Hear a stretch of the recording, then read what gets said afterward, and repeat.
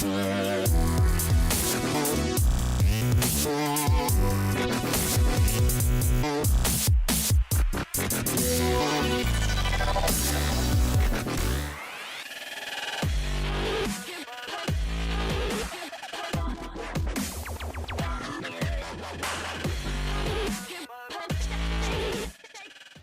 up, everybody, and welcome to ITG Daily, the show that brings you the hottest in gaming news. I'm Drew Mosley. That's the one, the only, Scott Savage. Scott, what's going on, buddy?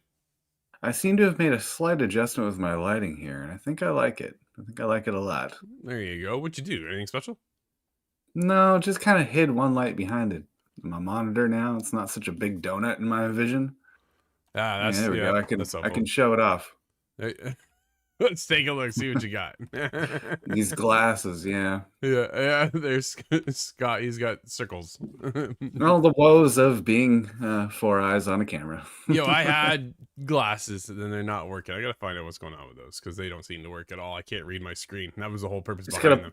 Weird. You need to punch the lenses out, because they don't look half bad on you. You just sit here with just frames on. Hey, everybody. Well, I'm Drew Mosley. Yeah, this is your Kent Clark job. Yo, let's get into today's show, where people can find us live over on youtube.com/InsideTheGameOfficial, as well as twitch.tv/TheOfficialITG. That might be going away, as they've made some weird changes hitting the board yesterday. Man, oh man, I don't know. I think Twitch is in a weird spot right now, and I think a lot of creators are going to be jumping ship, us included. Oh, whatever happened to Mixer?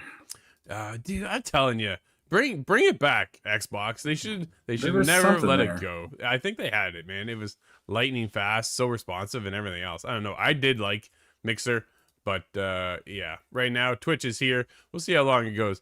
You're a nerd. Kyle's joining us right now over on Twitch. What's up, buddy?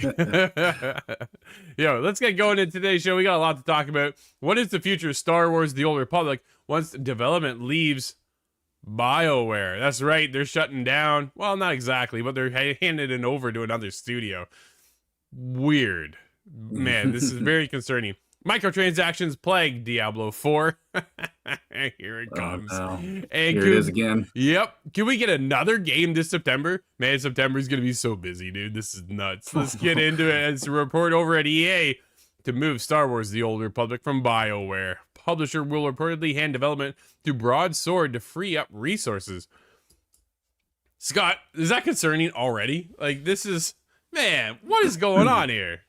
I'm not so familiar with Broadsword. Have they been notable on anything recent? Because I'm just not familiar. Oh, have they ever? This is Marie D'Alessandri over GamesIndustry.biz. BioWare will reportedly no longer work on the MMORPG Star Wars: The Old Republic going forward. According to IGN, parent company EA is close to signing a deal with Ultima Online and Dark Age of Camelot developer Broadsword, with the studio expected to handle Star Wars: The Old Republic's development and operation. Ouch. The deal is due to... Go ahead. Development? Holy, this is more than a decade-old game here. Well, so this is the remake version It was teased, announced 2 years ago at a PlayStation event. That's what it was coming over, and this is going to be a huge deal. EA seemed to be... That wasn't Knights of the Old Republic? Or is that the Old Republic? Because that's where I'm confused. Fair enough. Might have to double check on that one, Scott. The deal is due to close this month, IGN said, with EA reportedly having already signed a letter of intent. An EA spokesperson told IGN that the firm is evaluating how it gives the game and the team the best opportunity to grow and evolve, which includes conversations with Broadsword, a boutique studio that specializes in delivering online community-driven experiences. The statement added that EA's goal, quote, is to do what is best for the game and its players, end quote. IGN reported that BioWare's team on Star Wars: The Old Republic represents between 70 to 80 people. Scott, this is the ongoing game. This is not the remake. So that's... Okay. That feels better.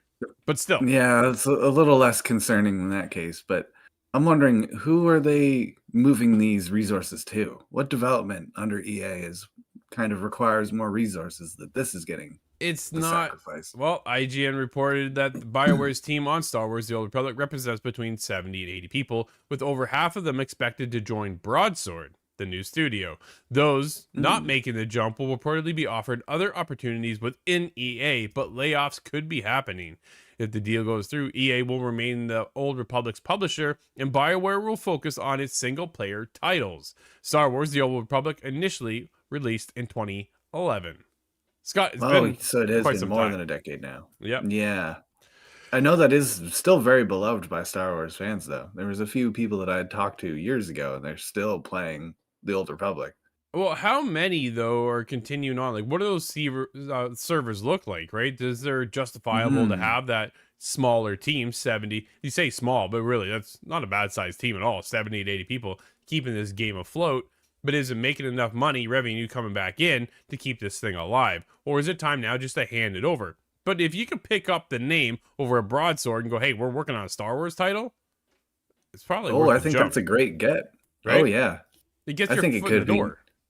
No, it's a little rich for EA to state, quote, is to do what is best for the game and its players, end quote. I have a lot of Titanfall fans that disagree with you.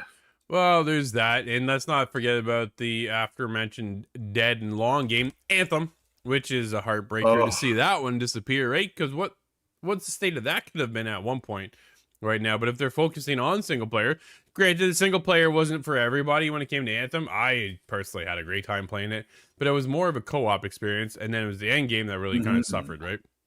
But does this have you worried at all when it comes to transitioning where BioWare is at when it comes to the game Dragon Age Dreadwolf? Yeah, BioWare's had a little bit of rocky footing lately, and I want them to return back to Mass Effect, but that's still a long time away. And yeah, to your reaction, not sure if I really want that. Well, we do know they are working on the next Mass Effect title, but I don't think we're anywhere near seeing that return anytime soon. No. It will be quite some time before we get our hands on anything, I think, in the name of Mass Effect, unless you want to go back and play the remastered trilogy, which there is that opportunity as well, right? Hoping to bring fans back in because Andromeda didn't do very well at all. So maybe this is their way of getting in and setting them in the right path. But BioWare has been on a rocky slide here for the last little while, and it makes me nervous to think of what they're going to do next, right? With Dragon Age, is that going to suffer as well? It's not hitting fans in the right way. Maybe, time will tell, but it's definitely concerning as we've seen the rise and fall of BioWare in the last decade, Scott. Yeah, I think we're going to get a Dragon Age before we see anything Mass Effect related. Absolutely. But that Dragon's Age is not exactly coming to fruition so easily. No, right? Again, it's been taking quite some time to get that latest edition when it comes to the franchise of Dragon Age. Do you think we'll see it tomorrow at the Summer Game Fest? I think we will. I think there'll be something to show. Maybe not a release date. No, but probably not. Gameplay trailer? No. Yeah, gameplay is pushing it a little far too. I'm not quite certain. You are not confident in this at all. That's fair. Not very confident, no. But surely they must have something to show. They gotta have something, but just what is it? Who knows? Time will tell, but This it's gonna isn't take a little bit more time. Ubisoft we're talking about. Well, Ubisoft just leaks everything. You don't have to worry about it. It's true though, man. They cannot keep a secret over there. Which is pretty disappointment. Pretty disappointing when it comes to these big reveals and things like that. We got leaked Mirage's release date, and then they announced it the following day. I'm like, you guys are too late now because someone doesn't know how to keep it quiet over there and then give things away. But dude, who's not giving things away is the new Diablo 4 game, which is out in the wild. In the true horror of its costly microtransactions have revealed itself. Wesley Poole over at IGN.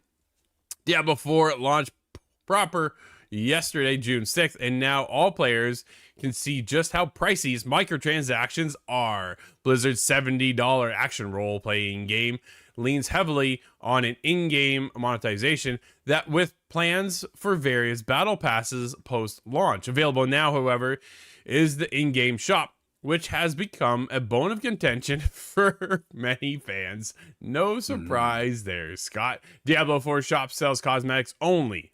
These are no gameplay affecting items for sale. Well, that is very much a good thing and in keeping with promises from Blizzard, which is nice to see that they've actually kept to saying that, what you're getting is just cosmetics only. But here's the thing. You ready for this? Take the Troon Apostate armor set, for example, it weighs in at 2,500 platinum. Platinum is Diablo 4's premium in-game currency and must itself be bought with real-world money. 2,500 platinum, Scott, will set you back $25 for an armor set. Cosmetic only. Cosmetic only, right? No effects when it comes to the game. It's going to cost you $25 for an armor set? Really? Oh. Well, in 20 years' time, we've gone from horse armor for about $1.50 to this. Absolutely. I wonder where we'll be in 20 more years' time. Man, if you want to buy all the cosmetics currently available in the shop, you're looking at spending hundreds of dollars or pounds. One Redditor worked it out. It came up to $357 to get everything in the most cost-effective way possible. Yikes. They're looking to make a pretty penny off of Diablo 4, Scott, even when it comes to the game being purchased, because it doesn't come to Game Pass. So there's not that opportunity to jump it in and go, okay, you know what, I'm paying Game Pass, but I'll just get the game, get in, and then I'll buy a cosmetic, right? Help support the development team over there. Instead, you have to buy it straight up, $70, which is really like what, $80-$90 here Canadian, and then we get into skins. So Scott, we're not $25, we're $30 for a skin. Yeah, no, it is not. It's a little bit more inflated. Wow. And then I wonder how that works with platinum. Do we now have to buy an extra allotment of platinum to make it work in the ways that the old Xbox Live points used to be awful that way, where you'd always have enough left over but not enough to buy anything? Siege does it to us here, and I'm wondering, because I have not spent more than 1 hour even in Diablo 4 yet. Right. I am working on that, but I'm wondering if this includes, or rather this does not include, any mention of the in-game auction house. I'm not certain there is an in-game auction house. I believe that was in Diablo 3. Yeah, but that's where you can buy and sell items to other players all the time, and those are gameplay affecting. But that's kind of the whole point. Yeah, absolutely. Where there is just cosmetics, I don't think there is a shop like that. So we'll see if there is an auction house or not. Corey would know. Corey's been our main reviewer for Diablo 4. He's been playing it since early access, and we'll be having more on that. He's actually dropping right now a bunch of clips, kind of get everybody up to date on what armor sets and character builds are and things like that. So yeah, the different character classes, that is actually quite helpful. It takes a little while of reading to understand what each guy does, and it's a little bit easier if you have a friend like I do to tell you what does what. Yeah, no, that's fair. Scott, for that first hour, what are your early impressions? It's very foreign to me. I have not played any of the Diablos. Yep. But I had a really weird understanding of my powers. Why can't I attack anybody? Where's the auto attack? These are things that I've yet to learn, but still early. I'm dipped a toe, and I'm definitely curious. Yeah, and Diablo 4 definitely has my interest kind of peaked, right? Everybody's coming in and they're like, yo, have you played this? Have you played this?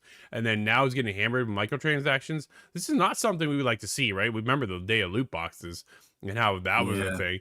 Then we had dude, help me out there, Dice's Battlefront game came out and said, you want microtransactions? Here we go, some microtransactions, right? And they got nailed, and people were pretty upset. I wonder what right now the buzz is then around Blizzard and Diablo 4 with all their microtransactions, because $357 is not a cheap entry point to get a couple cosmetic skins. No, and I don't think Blizzard is taking it very well on the Overwatch front either, which is much deeper. You're not supposed to buy everything in that, but yeah, no, for sure. Dude, let's get into the next one. Is Payday 3's release date has seemingly leaked. Here we go. Starbreeze's long-awaited sequel could arrive in, Scott, another one, September. There it is. September just keeps packing on more and more games. Tom Ivan over VGC. Payday 3 is seemingly targeting a September release date. That's according to a highly reliable leaker. Dude, I'm not even Luma, a data miner who regularly reports on listing added to the Xbox and Windows stores before they've made public, such as a product release date. Well, Payday 3 release date, September 21st, 2023. It's got another one. Another one in the month of September. Woo. I don't think we've seen anything about Payday 3 so far? Nothing that I can recall. A small glimpse to say that they're working on it. That was really about it, that it is coming, right? It's been a long time. I think we're kind of running into that GTA window of how long the development's been from Payday 2 to where Payday 3 is, kind of where we're GTA 5 when we're waiting for GTA 6. I feel like it's been that decade almost kind of timeline. Interesting conversation I had with a commenter was just the idea that maybe these are too successful. The development company doesn't want to settle it down for the next version because they're making all this money in microtransactions. And although I can see kind of what the idea is there, I don't think that's the case. No, for sure.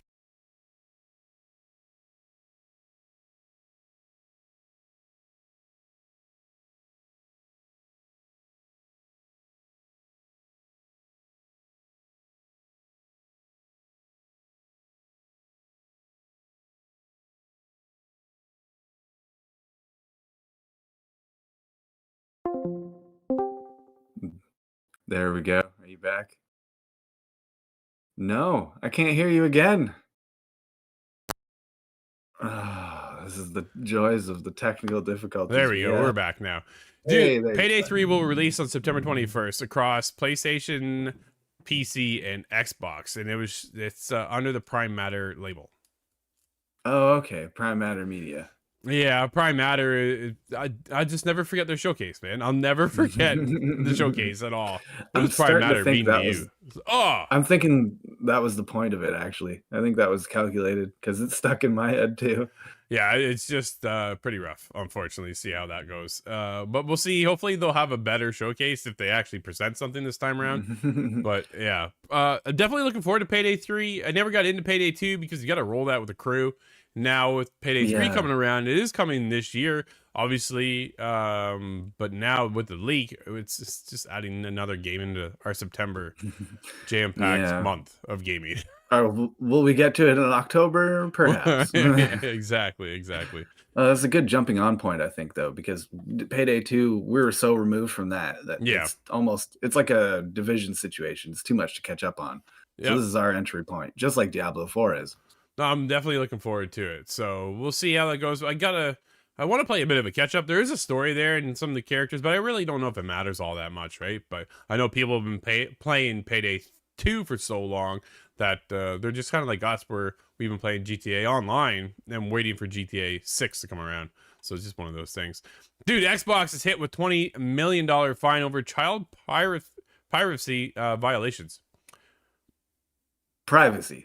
Oh, sorry, my bad. Yeah, privacy violations. Dude, what are they doing? Like, why would you do this? This is just, oh man. Owen Good over Polygon. Microsoft will pay a $20 million fine after the U.S. Federal Trade Commission charged with it violated children's privacy rights with its information collected practices of the Xbox Live service. Man, I really don't have much to say, but this is just... What kind of information could they have really taken? I remember making my account. I think I was 15. Yep. But I don't recall... I suppose I didn't need the parental permission, so I probably missed a lot of those checks. Well, the FTC announced the penalty on Monday. The monetary settlement covers violations of the Children's Online Privacy Protection Act of 1998, COPA, which involved children who signed up for the Xbox gaming system without notifying their parents or obtaining their parents' consent, and by illegally retaining children's personal information, the FTC said in a statement. That's where that lies, Scott. There's kids being kids and Xbox not fully protecting themselves. So that's what happened there, which is, man, dude, when you're a kid and you're a gamer, you just want to get on a game. Yeah, you'll bend the rules. You'll hide it if you have to. I mean, I was a kid too once. I remember getting away with stuff. I'm just a bigger kid now. That's the difference. That's been a criticism leveled at me several times. Dude, I'm excited for this next one. Siberia animated series announced. This is Sal over at Gamitsu. Microids and production company What the Prod have announced a animated series based on Benot Sokol's Siberia franchise. You and I played Siberia 3. I think it was 3, not too long ago. Man, it was great. I've been a fan of Siberia for a very long time, way back, Scott, on the PC days. But according to the press release, both companies will work together to ensure the Siberia animated series meets the legitimate expectations of the series fans and aficionados of the animated TV shows for young adults. Arcane, a League of Legends story, is cited as a specific example. Not a bad way to go, Scott. If you can pull in that art style too, that'd be sticking tight to the source material. I think was what that means. And yep. You say not so long ago, we might have played Siberia more than I want to say it was 2 years ago. No way, was it really? Oh man, we have to look that up somewhere. Time flies. Man, it's a great game. It's still on my PC now, actually.